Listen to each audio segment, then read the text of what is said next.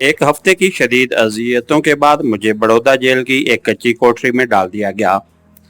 सारा दिन कोठरी के फर्श पर पड़ा रहता। दिन में एक दो बार दो रोटियां अचार के साथ मेरी कोठरी में फेंक दी जाती।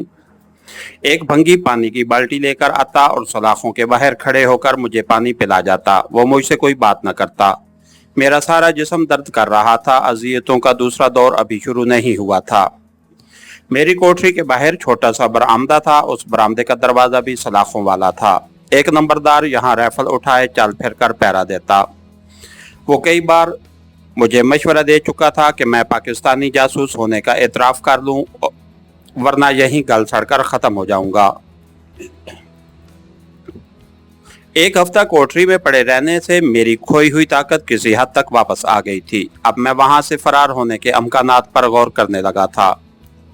मेरी कोठरी के सलाखदार दरवाजे पर बाहर से ताला लगा हुआ था। बरामदे के आगे भी दरवाजा था। उस पर ताला तो नहीं पड़ा था, मगर आमतौर पर राइफल बरदार नंबरदार उसी जगह स्टूल पर बैठता था। एक दिन उसी नंबरदार ने बताया कि बहुत जल्द मुझे अहमदाबाद जेल में मुंतकिल कर दिया जाएगा।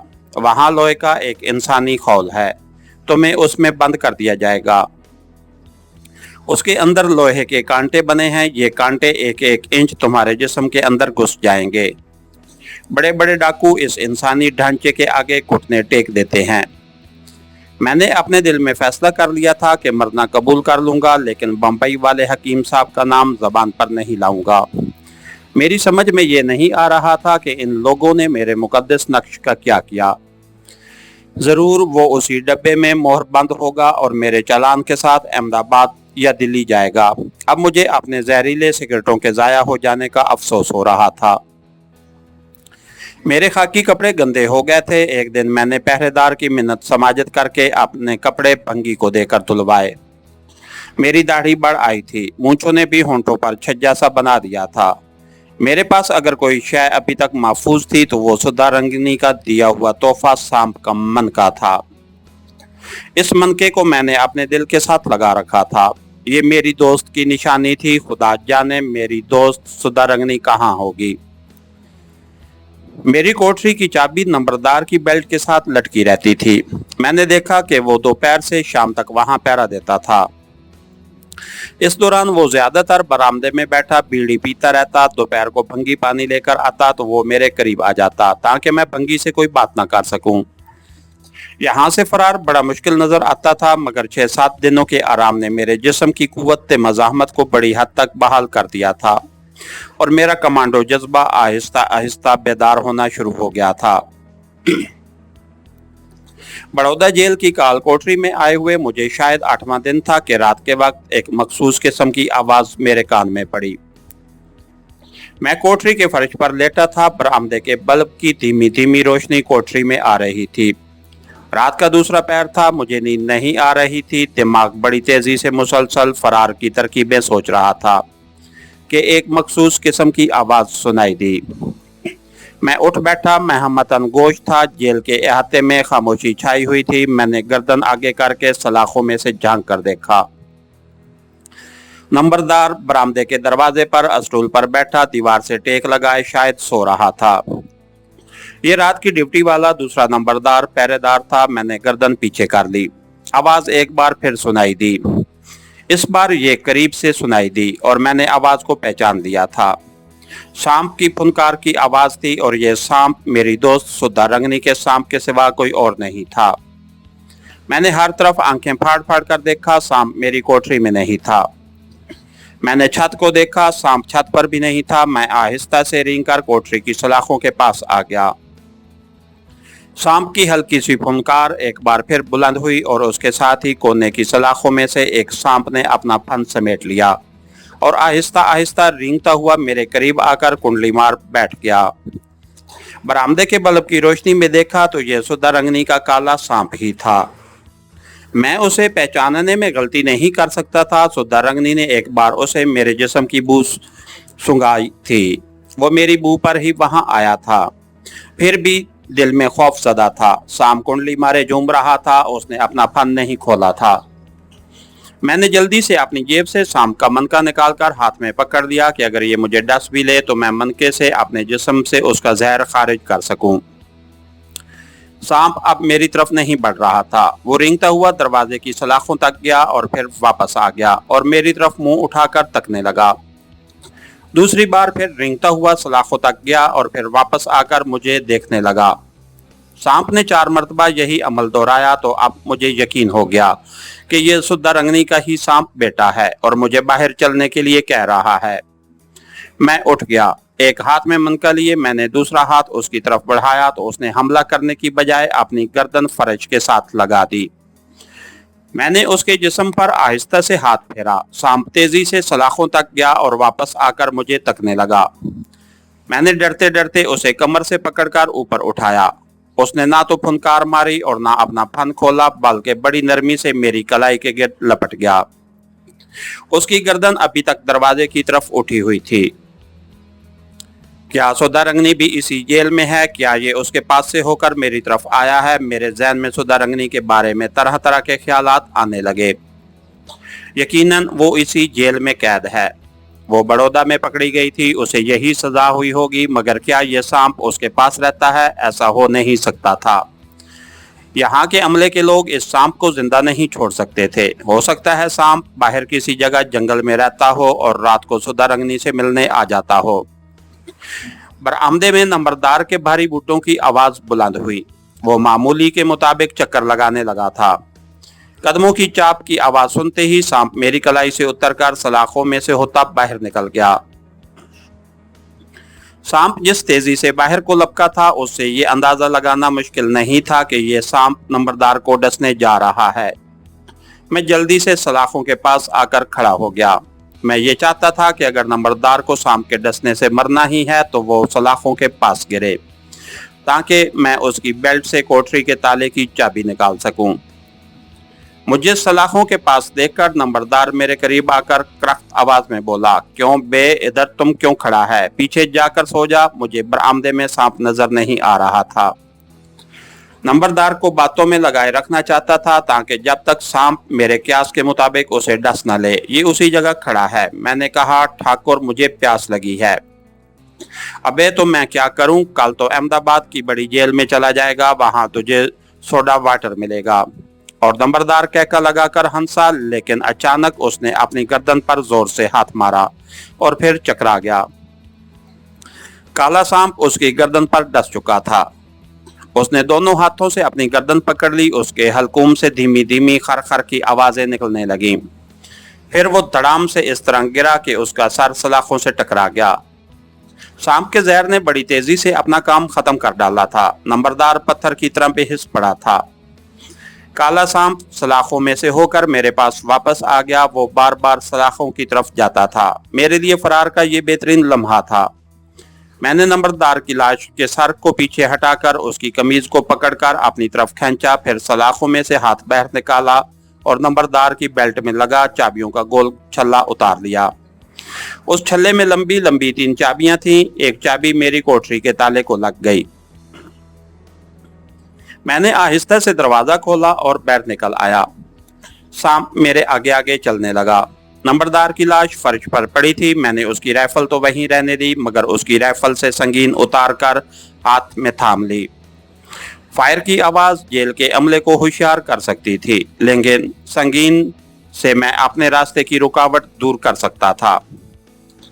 मैं बरामदे के दरवाजे की तरफ बढ़ा। बाहर जेल के अहाते में अंधेरा छाया था। सामने वाली दीवार की कोठरियों में कहीं कहीं बाहर की जानिब मध्यम रोशनी के बल्ब जल रहे थे।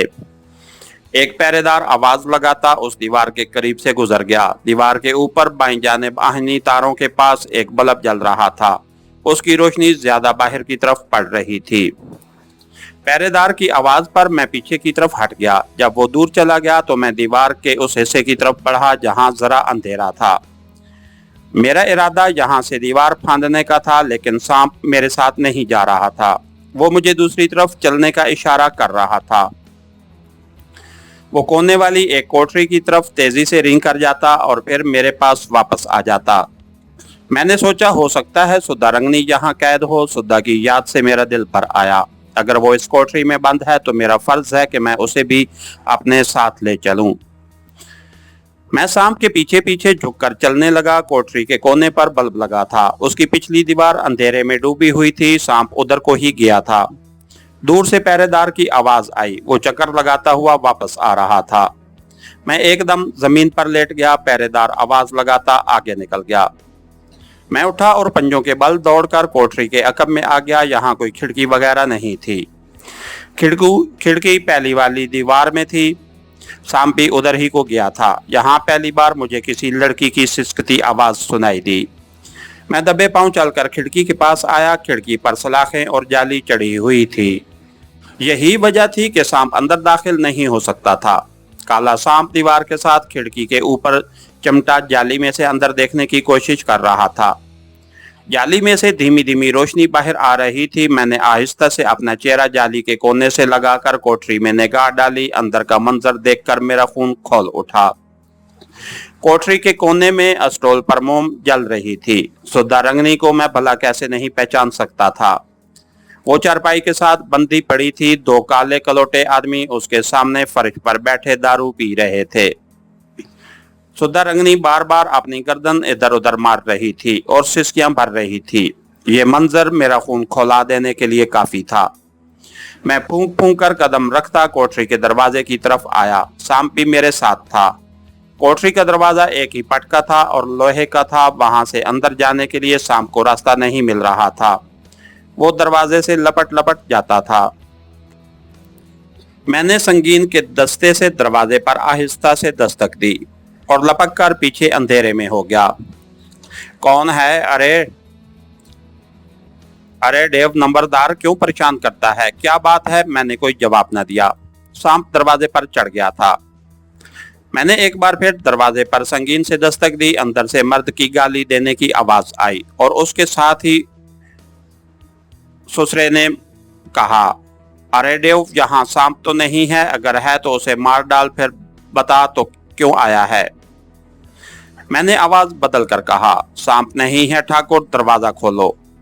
दरवाजा जरा सा चरचराया, फिर थोड़ा सा खुल गया। सुधा रंगनी के सांप के लिए थोड़ा सा शिगाफ ही काफी था। वो झपट कर अंदर चला गया। अंदर शोर मच गया। मैं दरवाजे को धकेल कर अंदर घुस गया। ये शोर जल्द ही खत्म हो गया। एक आदमी को सांप ने हलाक कर डाला और दूसरे के सीने में मेरी संगीन घुस गई। लेकिन मैंने संगीन उसके सीने में घोंपने से पहले छलांग लगाकर उसके मुंह को अपने हाथ से दबा दिया था ताकि वो चीख न मार सके। मैंने मोमबत्ती की रोशनी में देखा कि सांप सुधा रंगनी के लिबास में गायब हो रहा था। सुधा रंगनी ने मुझे देखा तो बेख्तियार रोते हुए बोली, रघु, मेरे रघु। मैंने तेजी से उसके हाथ पांव की रस्सियां खोल डाली और फूंक मारकर मोमबत्ती बुझा दी। फिर दरवाजे की दर से बाहर झांक कर देखा। शोर की आवाज सुनकर पहरेदार तेज तेज कदमों से कोठरी की तरफ आ रहा था। मैंने दरवाजा बंद कर दिया। पहरेदार ने बाहर खड़े होकर आहिस्ता से आवाज दी, रमेश जी, मैं डेव भाई बोल रहा हूँ। क्या बात हुई है? मैंने दरवाजे को थोड़ा सा खोलकर कहा। डेव भाई, अंदर आ जाओ। पहरेदार एक पल के लिए ठिठका, फिर यूं ही उसने कोठरी में गर्दन डाली। मैंने उसे बाजुओं में दबोचकर झटका दिया और अंदर खींच दिया। उसके हाथ में राइफल थी। उससे पहले कि वो फायर करता, मैं उसे ठिकाने लगा चुका था। सुधा चारपाई से उठ खड़ी हुई थी। उसने पहरेदार की राइफल उठा ली और दोनों आदमियों की लाशों पर नफरत से थूक दिया। फिर अपने सीने पर हाथ मारकर बोली, मेरा बेटा मुझे वापस मिल गया। रघु, यहाँ तुम कैसे आ गए? मैंने कहा, ये बातें बाद में होंगी, पहले यहाँ से भागो। सुधा रंगनी ने कोठरी से निकलकर एक तरफ इशारा किया, रघु, इधर औरतों का वार्ड है। मैंने सरगोशी में कहा, झुकी झुकी मेरे पीछे आओ, सामने अंधेरा है, दीवार के पास। जेल का ये अहाता आधी रात के सन्नाटे में डूबा हुआ था। जो पहरेदार यहाँ चल फिर कर आवाज लगाकर पहरा देता था, उसकी लाश कोठरी में पड़ी थी। हमने झुके झुके भागकर अहाता अबूर किया और सामने दीवार के पास अंधेरे में आ गए। ये जेल की दीवार थी और जैसा कि जेल की दीवारें कच्ची रखी जाती हैं, ये दीवारें भी कच्ची थीं। मैंने संगीन मारी तो दीवार की मिट्टी गिर पड़ी। सुधा, हम यहाँ न दूर लगाएंगे। मैं उसके साथ अब तामिल जबान में बात कर रहा था। उसने कहा, मैं तुम्हारी मदद करूंगी। ये जगह नर्क समा है, मैं यहाँ मरना नहीं चाहती। मैंने दीवार की मिट्टी उखेड़नी शुरू कर दी। मिट्टी भर भरी थी, संगीन भी नोकदार और तेज थी। देखते देखते वहां शगाफ पड़ गया। थोड़ी देर बाद सुधा ने संगीन पकड़ ली और दीवार के शगाफ को कुशादा करने लगी। मैंने 2 मिनट बाद उससे संगीन ले ली और खुद दीवार खोदने लगा। अचानक एक तरफ सर्च लाइट की रोशनी हुई। हम जल्दी से जमीन के साथ चिपक गए। रोशनी का दायरा जेल के दरवाजे पर बने हुए मचान पर लगी सर्च लाइट से फेंका जा रहा था। यह दायरा दीवार के ऊपर खारदार तारों पर आहिस्ता आहिस्ता होता हुआ हमारी तरफ बढ़ रहा था। हम जमीन पर सांस रोके हुए पड़े थे। सर्च लाइट की रोशनी का दायरा अब नीचे उतरने लगा था। ये बात बड़ी खतरनाक थी। इस रोशनी में हमें देखा जा सकता था। मैं सुधा को खींचकर दीवार से दूर ले गया। सुधा की पुरानी साड़ी में से सांप की धीमी सी फुनकार की आवाज आई। सुधा ने अपने मुंह पर हाथ रखकर सरगोशी की, मेरे बेटे कोई बात नहीं, शांति शांति। मेरी आंखें दीवार पर ऊपर नीचे होती सर्च लाइट पर जमी थी। मेरा दिल धड़क रहा था। अगर ये रोशनी दीवार के शगाफ पर आई तो अभी जेल के खतरे के अलार्म चीख उठेंगे और फिर हमारा यहाँ से निकलना नामुमकिन हो जाएगा। दीवार का शगाफ तो हमें रात के अंधेरे में भी नजर आ रहा था, लेकिन किस्मत हम पर मेहरबान थी। सर्च लाइट का दायरा शगाफ से ऊपर ही से गुजर गया। मैंने सुधा का बाजू जरा सा दबाया। आओ। 10 मिनट की सर-तोड़ कोशिश के बाद मैंने दीवार में छोटा सा सुराख कर लिया। फिर इस सुराख को इतना कुशादा किया कि हम उसमें से रेंगकर बाहर जा सकते थे। पहले मैंने शगाफ में से सर निकालकर बाहर देखा। बाहर एक खाई थी जिसकी दीवार के साथ साथ एक पतली सी पगडंडी जा रही थी। मैं बाहर निकल आया। फिर सुधा रंगनी को सहारा देकर बाहर खींच लिया। खाई में पानी भरा हुआ था और झाड़ियों में झींगर बोल रहे थे। हमने कुछ सोचे समझे बगैर एक तरफ दौड़ना शुरू कर दिया। सुधा रंगनी पर भी मेरी तरह जल्द ही नकाहत तारी हो गई। वो इतनी मुद्दत जेल के फाकों और अजियतों का नतीजा थी। हमने दौड़ना बंद कर दिया और तेज तेज चलना शुरू कर दिया। हम उस इलाके से कतन वाकिफ न थे। रात गहरी खामोश और सुनसान थी। खाई के पार खेतों से दूर कुछ बुलंद इमारतों में रोशनियां हो रही थीं। हम जेल की बुलंद दीवार के बिल्कुल साथ लगकर चल रहे थे। शाम सुधा रंगनी का बेटा सांप उसकी गर्दन से लपट जाने की कोशिश कर रहा था। सुधा ने उसे नीचे कर दिया। उसका सांस फूल रहा था मगर वो मेरे साथ तेज तेज चली जा रही थी। ये हमारी जिंदगी और मौत का सवाल था। हम 4 आदमियों को कत्ल करके जेल से भाग रहे थे। आगे जेल की दीवार पर बड़ा सा बल्ब रोशनी दे रहा था। हम रुक गए। हमने आंखें फाड़ फाड़ कर चारों तरफ फिर दीवार की तरफ देखा। वहां कोई नहीं था। हम भागकर रोशनी के हिस्से को अबूर कर गए। खतरा था कि अगर हम उस तरह जेल की दीवार के साथ साथ चलते चले गए तो जेल के बड़े फाटक पर जा निकलेंगे। मैंने अंधेरे में देखा। कुछ फासले पर एक पलियासी दिखाई दी। हमने लपक कर उस पलिया पार से खाई अबूर की। पुलिया पार से खाई अबूर करके सामने वाले खेतों में जा घुसे। ये जवार के खेत थे और काफी ऊंची फसल उगी हुई थी। हमने अपना रुख उस समत कर लिया था जिधर किसी इमारत या ऊंची बिल्डिंग की बत्तियां नहीं थी और दूर तक अंधेरा छाया था। उस वक्त हमें जिस चीज ने ज्यादा परेशान कर रखा था वो ये थी कि हम अभी जेल से ज्यादा दूर नहीं गए थे और वहां किसी भी वक्त हमारे फरार का इल्म हो सकता था। उसके साथ ही पुलिस पार्टियां हमारी तलाश में निकल खड़ी होती और हम गिरफ्तार हो सकते थे। हमें तेजी से इस इलाके से बहुत दूर निकल जाना था। वक्त गुजरता जा रहा था। अंधेरे की चादर हमारी रखवाली कर रही थी। हमारे सांस फूल रहे थे मगर रुककर सांस लेने की फुर्सत न थी। कुछ फासले पर सड़क के खंभों की रोशनियां नजर आईं। हम उससे हटकर दूसरी समत चलने लगे। कुछ दूर चले होंगे कि एक छोटी सी मजाफाती बस्ती आ गई। यहाँ क्वार्टर नुमा कोठियां बनी थीं जिनके दरमियान सड़कें थीं। यहाँ खंभों पर लगे बल्ब जल रहे थे। हम उस बस्ती के किनारे से होकर निकलने लगे तो कुछ फासले पर एक कोठी नुमा क्वार्टर या क्वार्टर नुमा कोठी के बाहर एक छोटी कार खड़ी नजर आई। मैं रुक गया। सुधा, हम इस कार को स्टार्ट कर लें तो यहाँ से जल्दी निकल जाने में कामयाब हो सकते हैं। इसके साथ ही हमारी आज की एपिसोड का इख्तिताम हुआ। कहानीगर चैनल को लाइक कीजिए, सब्सक्राइब कीजिए और बेल आइकन को प्रेस कर दीजिए ताकि हर आने वाली नई वीडियो आप तक बर वक्त पहुँच सके। शुक्रिया।